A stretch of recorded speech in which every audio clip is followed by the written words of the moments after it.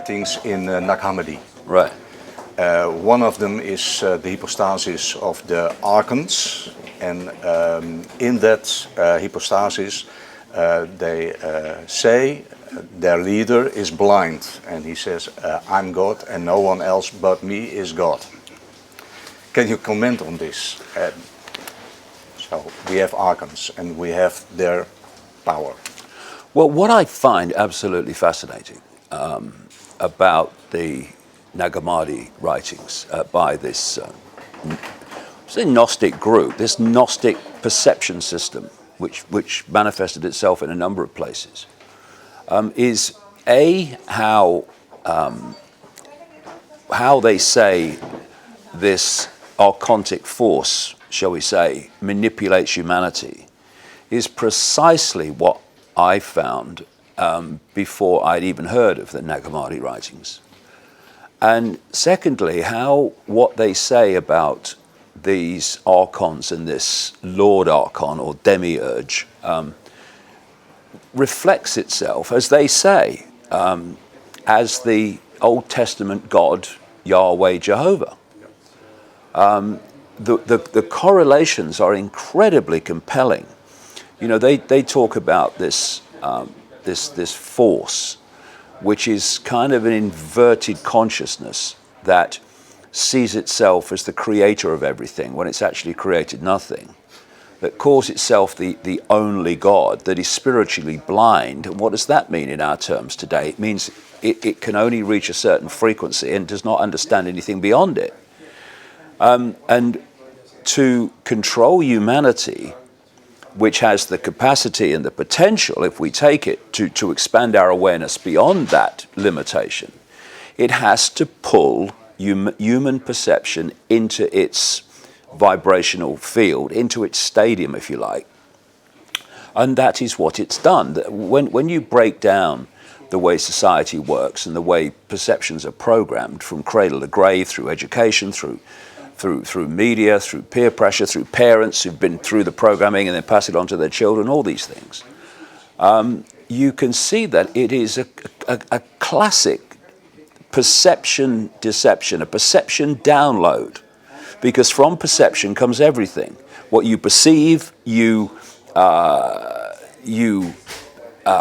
what comes from what you perceive is what you will do, what you won't do, what you will support, what you won't support. What you see as possible, what you see as impossible. Perception is everything. Now, having looked at that in mainstream society, to then go to these Nag Hammadi writings of the Gnostics and see them describing this force in exactly the same terms, this is how it works, through deception, through deceit, and through manipulating perception, it's absolutely extraordinary. And then, of course, when you look at this correlation between what they say this demiurge is and how it works, you're looking at the same descriptions of what the Islamic belief calls the jinn, what Christianity calls demons, and Satan, and classically, you, as the Gnostics said, are looking at the perceptions and the behavior traits of the Old Testament God. Where this old, I mean, people have often asked when they've looked at the Bible, okay, hold on a second. You know this loving God of the New Testament? Yeah. The same God as the Old Testament, right? Well, yeah. Well, did he go through some domestic experience then? Some transformation of his perception, because it ain't the same. It ain't the same. And what does this Old Testament God say over and over? I am the only God. There is no other God than me, and I'll bring you hell and damnation if you don't worship me. This is what the demiurge figure in the Gnostic writings is saying. I mean, it's quite classically, obviously the same thing. And the way I've looked at it is how you have this. See, the way I see it, in the end, this demiurge archons, they do take form, and they do what we call possess form, take over people's minds and perception processes, exactly as the Gnostics describe. But the way I see it is in its base form, and the Gnostics basically said that, it's beyond form, it's just energy, it's just awareness. Now, we can be aware in a balanced way. We can have compassion, we can have empathy, we can be peaceful. That's a state of consciousness, it's a state of awareness. But states of awareness manifest across the great spectrum of all possibility of states of awareness. So you can have states of awareness that are an inversion of that. That are, I mean, it's interesting that in the English language, the word evil is the reverse of the word live. It's an inversion of life. That's what evil is. I see evil as extreme levels of ignorance. And so what you've got in this demiurge, archontic consciousness is this deeply disturbed, deeply inverted, psychopathic awareness, which is seeking to draw everything into its frequency. So if you look at human behavior, if you want to look at the extremes of the archontic awareness in the human world, it's what we call psychopaths. Psychopaths have no empathy, they have no compassion, and because they now have no empathy, no ability to put themselves in the feelings of those who suffer the results of their actions, they have no emotional consequence for what they do.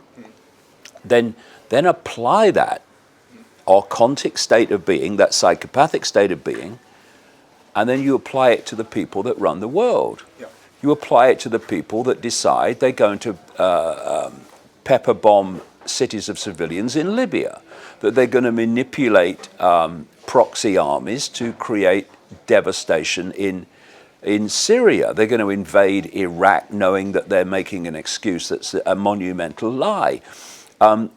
You can only do that if you have no compassion, no empathy, and then you apply that state of being to the Gnostic writings, and the demiurge archontic state of being, and the state of being of these bloodlines that dictate human society, because we let them, are mirrors of each other. So what I've found extremely compelling is the way the psychology of this archontic force absolutely mirrors the psychology of those that run the world today. And I think there's a reason for that. I think this archontic force is basically manifests in this reality as these interbreeding bloodlines started off being overtly royal and then went into the dark suit professions of banking and business and politics, etc. But these key bloodlines, like the Rothschilds, like the Rockefellers, etc., manifest also through their bagman and agents like George Soros, etc., Henry Kissinger. These are expressions in human form of this mentality, and you know, therefore, if we are going to withdraw ourselves from its manipulation, we have to withdraw ourselves from its state of being, thus its frequency band. So when you get trite, apparently trite things, like, you know, what's the answer to all this? We need to love each other. We need to have compassion for each other. We need to have empathy with each other. You know, macho man and testosterone man says, oh no, we've got to stockpile weapons, we got to fight the enemy. Okay, well that just keeps you in the archontic frequency band and nothing changes, you're just feeding the beast. And it's, there's one of the ways that the Gnostics describe this archontic force is this expertise in deceit and deception. The great deceivers. Yeah. And you see it because there's different levels of deceit where one layer goes on another. So the deceit that it exists at all. Then there's the deceit that the way it manifests, the way people see it manifest in imposition and war and conflict and the banking system hoarding the wealth in the hands of the few. Then the way to respond to that is to fight that force, that manifestation of it in the human world. Fight the bankers, fight the politicians, fight this, fight that. And because of this, inverted deceit, now you actually think you're fighting what's wrong, but you're feeding what's wrong. Yeah. And this is why we've really got to get in the alternative media beyond the five senses, beyond the limitation of perception of the world and reality, and realize that this world is being manipulated ultimately from the world of the unseen. And unfortunately, even in the alternative media, great tracks of it won't go there. They're only interested in the world of the seen. And if they keep going there, they'll keep tracking the manipulation as it plays out in the world of the seen.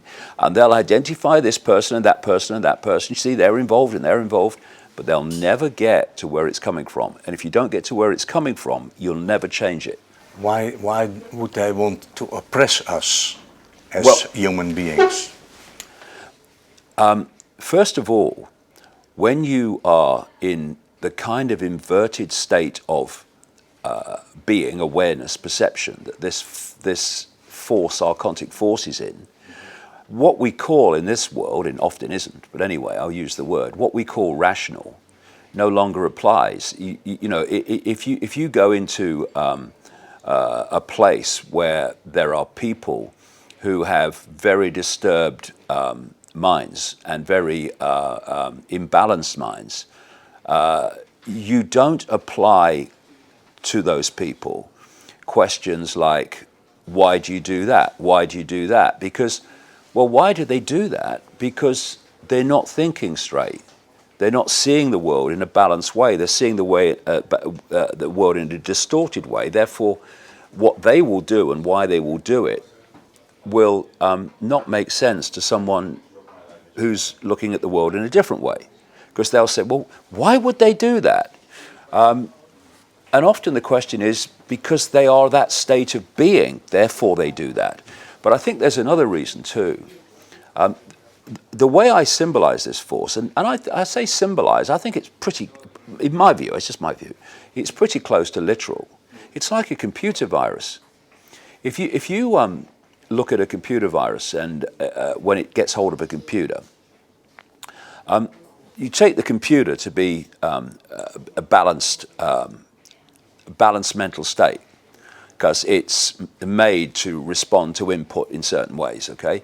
And then this computer virus gets hold. And what does it do? It takes over the operating system. What does the computer then do? It starts malfunctioning. It starts to do things that it wouldn't normally do.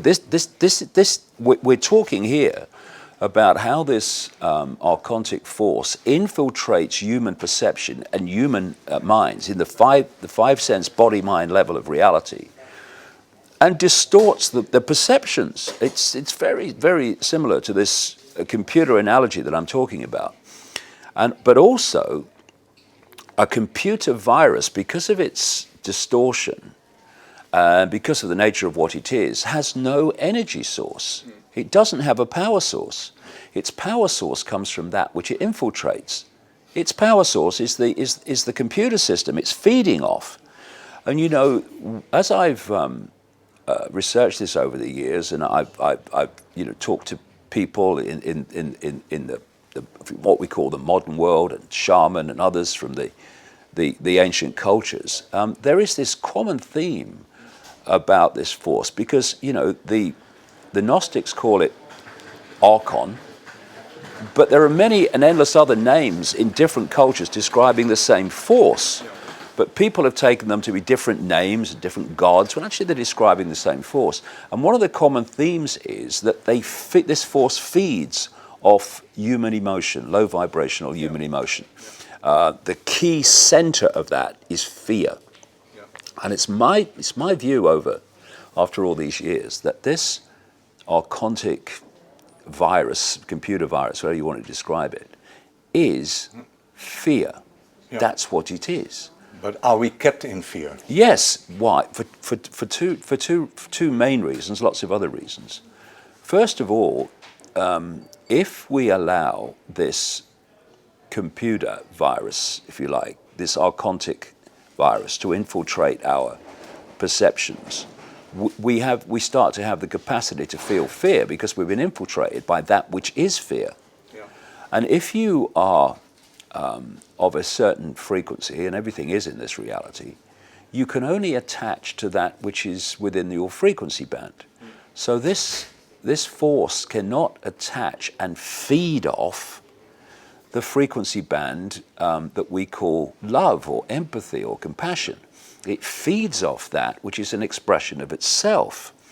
So if you can first of all start to infiltrate people's perceptions and emotions and get them to start generating the energy of that emotion, fear and all its sub-frequencies like anxiety and depression and resentment and what have you, you have pulled your target into your frequency band, and two, it's now producing energy on the frequency band you can absorb. Yeah.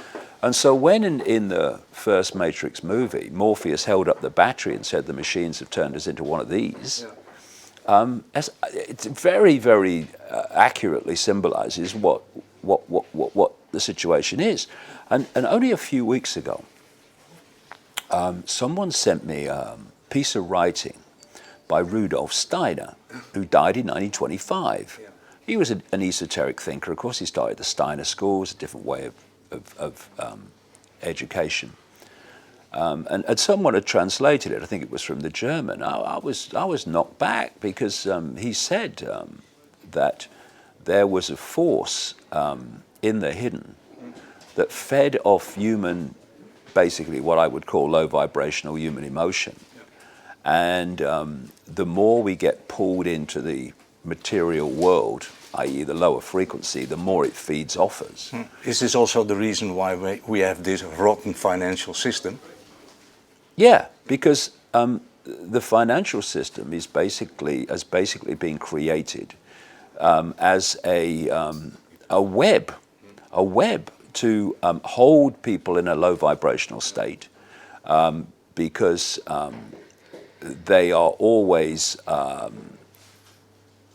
their lives are focused on surviving, just getting enough to survive. And a state of being in survival mode is a low vibrational state, quite clearly. And of course, when you have a financial system which dictates whether you eat, whether you don't eat, whether you have shelter, whether you don't have shelter, whether you have the latest car or whether you don't, then if you can create a financial system where the vast, great majority of that comes to you and the crumbs go to the rest of the population, you're in a position of tremendous power because you're dictating something that is at the foundation of freedom, and that's choice.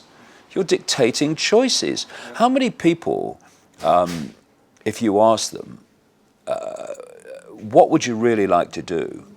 And they say, well, I'd really like to do this. I don't want to do what I'm doing now. I'm doing it to pay the rent. This is what I'd really like to do. And the next question, well, why aren't you doing it? Almost invariably, I don't have the money. So this is a straitjacket of human potential, a straitjacket of human choice. And it also does another thing. It sets out what you get paid for and how much you get paid for doing it. Thus, it is dictating what work people do. You know, you want to survive? Well, you do this. Do you like your job? How many people like their job? Not many. Oh, no. Get up every morning, mate, and I'm going, oh, no, another day. What is that? It's a low vibrational state feeding the beast. So it's all, everything is interconnected to everything else. It's a gigantic web of deceit. But when you do that, you see the web. You don't see this strand and that strand. You see the web. And it's very simple what's happening. It's so simple. But in the way it plays out, it appears to be complex, but it's really simple. And when you're in the middle of it, you don't see it. Yeah, because you don't, because you're in it and of it. No. I have one last question. Of all the institutes and people we have behind the scenes, who and which are the most dangerous in your opinion? Right. Don't start me. We could have days here now. What I've done in my latest book, Phantom Self, there's a chapter called Transphantomism. In English, it's called Transphantomism. And I do a chunk of it in these world events because what this force has done, and interestingly, the Gnostic writings in their terms indicate that this archontic force is in what we would call artificial, in a way, artificial intelligence. And what's happened up to this point is that humanity has been, its attention has been focused and disconnected from an influence of its expanded awareness beyond the program, beyond this frequency band of control, by manipulating people's perceptions to pull people into the five senses. So that's how they filter everything. You know, even in the alternative media, the vast overwhelming majority of it, and good luck to it, it's great what it's doing, but the overwhelming vast majority of it is still a five-sense phenomenon.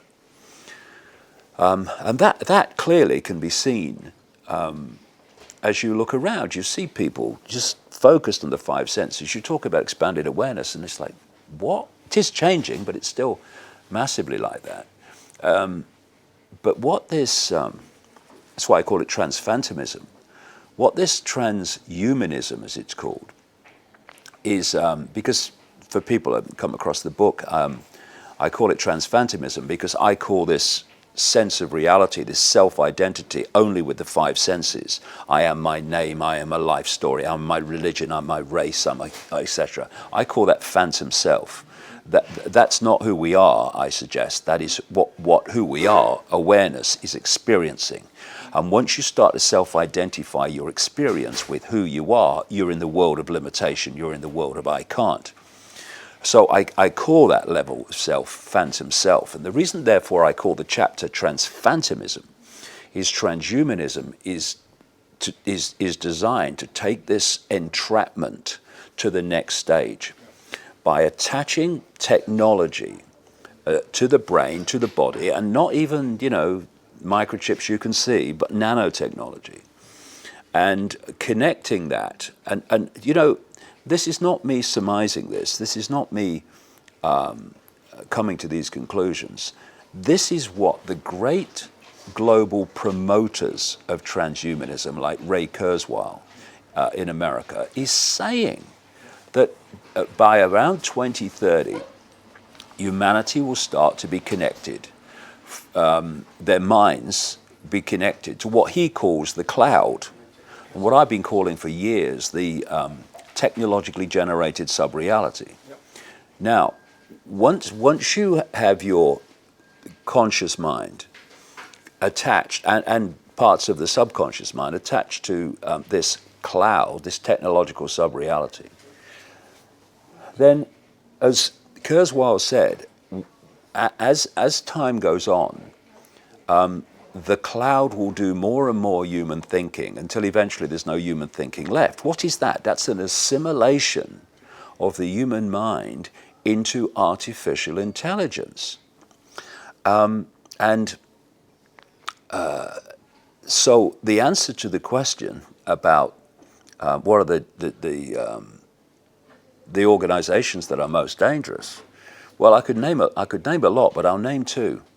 DARPA, which is the technological development arm of the Pentagon, which is driving this transhumanist agenda, and Google, an executive of which is Ray Kurzweil, and him and this other guy, Diamandis, are co-founders of the Singularity University in Silicon Valley. Me and my son went there and had a look. Didn't go inside, of course, but had a look at it the other week.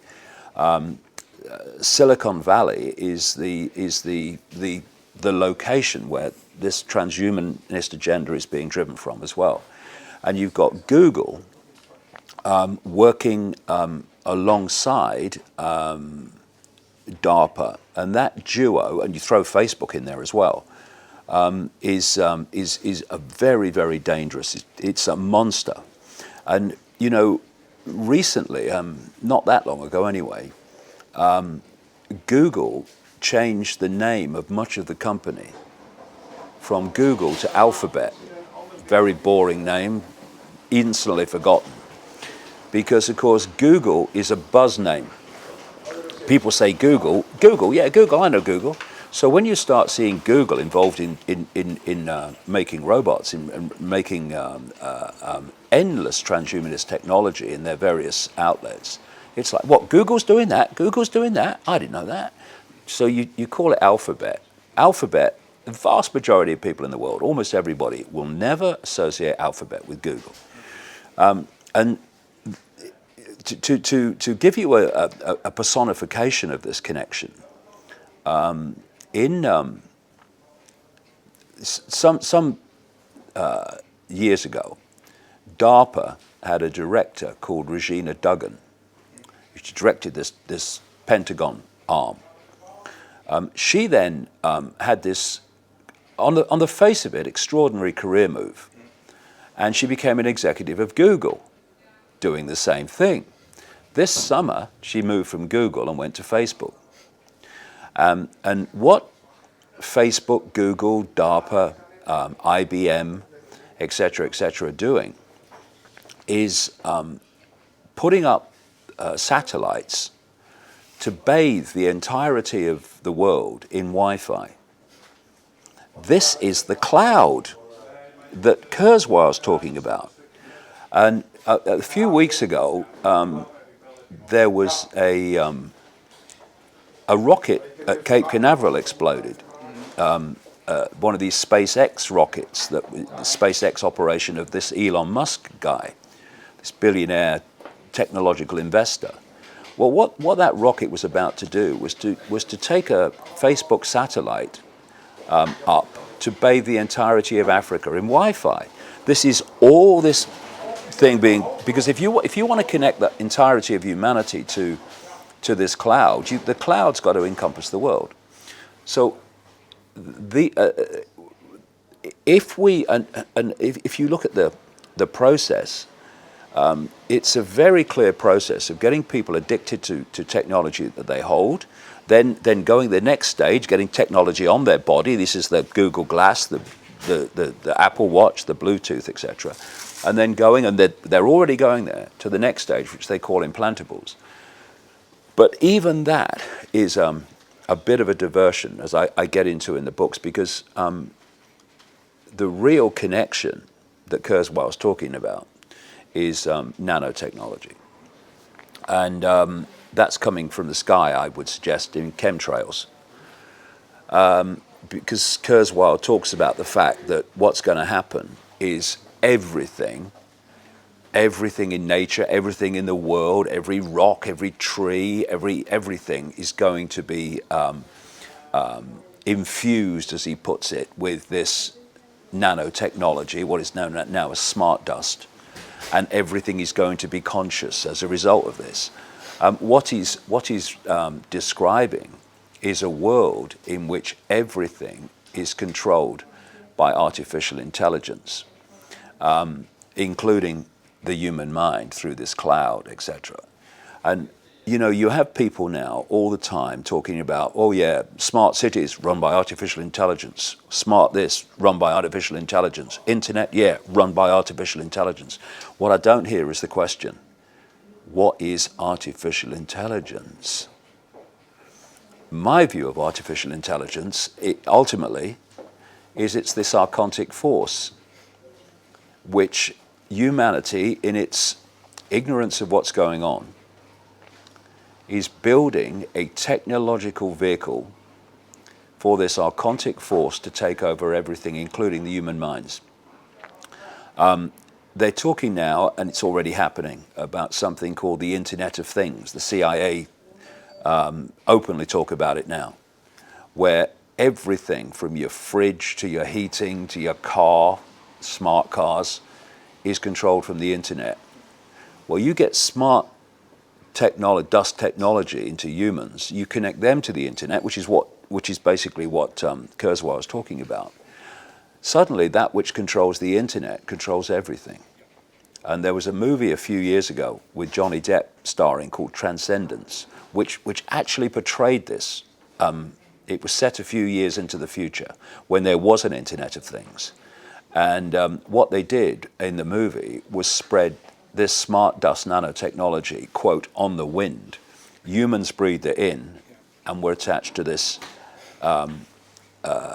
this internet mind, which by that time had become conscious.